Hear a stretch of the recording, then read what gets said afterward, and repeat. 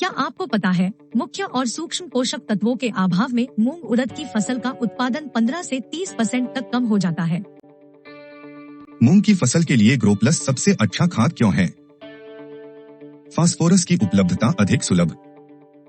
प्रमुख पोषक तत्व फास्फोरस के साथ साथ गौण और सूक्ष्म पोषक तत्व कैल्शियम, सल्फर, जिंक और बोरान। मिट्टी के भौतिक गुणों और पीएच में सुधार। जड़ तंत्र में पोषक तत्वों की उपलब्धता। अन्य उर्वरकों के साथ संयोजन में आसानी से उपयोग। आसान और अधिक समय तक संग्रहण।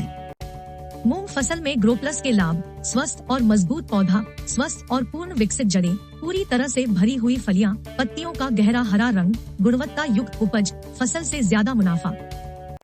मूंग की फसल के लिए ग्रोप्लस में निहित पोषक तत्वों की भूमिका। फास्फोरस 16%। फास्फोरस जड़ों के विकास, फुटान, पुष्पन और फलन में मदद करता है। रोग प्रतिरोधकता, तने की मजबूती और शाखाएं निकलने में मदद करता है। पौधों में अतिरिक्त नाइट्रोजन के हानिकारक प्रभाव को कम कर परिपक्वता में मदद करता है। कैल्शियम 19%। कैल्शियम पौधों में पेक्टिन के साथ कैल्शियम पेक्टेट बनाता है, जो कोशिका भित्ति का जरूरी अवयव है। यह अच्छी जड़ प्रणाली के विकास के लिए आवश्यक है। मृदा की संरचना, भौतिक और रासायनिक प्रवृत्ति में सुधार करके फसल के विकास में मदद करता है। सल्फर का महत्व।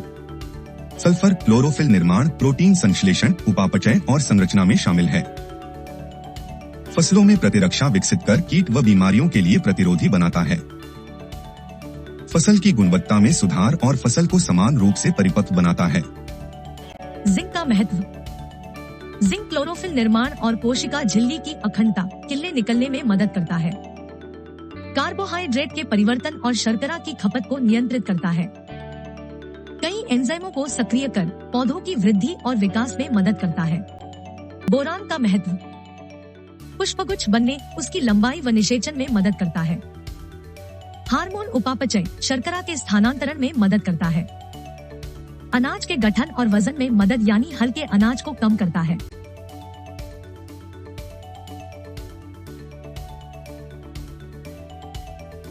मूंग की फसल में हमारे किसान भाई का ग्रोप्लस के साथ अनुभव। मैं देवास जिला के कन्नौज तहसील के ग्राम चपलासा में रहता हूँ। मेरा नाम बंटी विश्वकर्मा है। मैंने इस बार डीएपी को छोड़ के ग्रोप्लस खाद डाला है 2 पैक। तो इसका मेरे को रिजल्ट डीएपी के अलावा मैंने डीएपी भी डाला है थोड़े बहुत में, तो उससे ज़्यादा इसका रिजल्ट मेरे को अच्छा लग रहा है। इससे फसल का बढ़ाव अच्छा है, फसल चल अच्छी रही, इससे कोई नुकसान नहीं। इसमें दवाई मैंने एक कम डाली उसके वजह, और उससे रेट इसका कुछ कम भी है। वो अपने को ज़्यादा में पड़ती है, ये कम में, और बाकी इसका रिजल्ट मेरे को उससे सबसे दवाई खादों से अच्छा लग रहा है। और इसमें मैंने देखा है इसमें बढ़ने की क्षमता बहुत ज़्यादा है मूंग की। तो मैं सभी किसानों से कहना चाहता हूँ कि एक बार अपने खेतों में डाल के देखें, थोड़ा बहुत ही करें, मेरे कहने पे नहीं, आप आपके हिसाब से डाल के देखें, थोड़ा सा अलग बोके। तो मैंने तो बोया है, आधे में डाला है मैंने भी, तो मैंने भी 1 एकड़ में दूसरा खाद डाला, तो उसके मुकाबले मेरे को ये अच्छा लगा है। इसलिए मैं सभी किसान से कहना चाहता हूँ कि एक बार वो अपने खेतों में डाल के देखें। ग्रोप्लस से डीएपी की तुलना।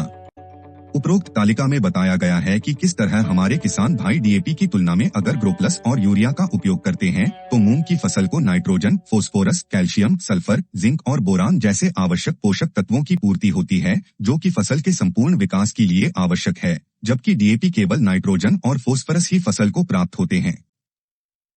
मूंग की फसल के लिए पोषण प्रबंधन और उर्वरकों का आयोजन। चूंकि मूंग एक दलहनी फसल है, इसे कम मात्रा में नाइट्रोजन की जरूरत होती है। यूरिया का प्रयोग बुवाई के 20 दिनों की पश्चात वर्जित है। ग्रोप्लस और पोटाश की अनुशंसित मात्रा का प्रयोग बुवाई के पहले या साथ में करने से फसल के उत्पादन और गुणवत्ता में सुधार आता है। किसान भाइयों, अपने नजदीकी खाद विक्रेता से ग्रोप्लस जैसा नहीं, ग्रोप्लस खाद ही मूंग की फसल के लिए लाएं। ग्रोप्लस एक कोरोमंडल उत्पाद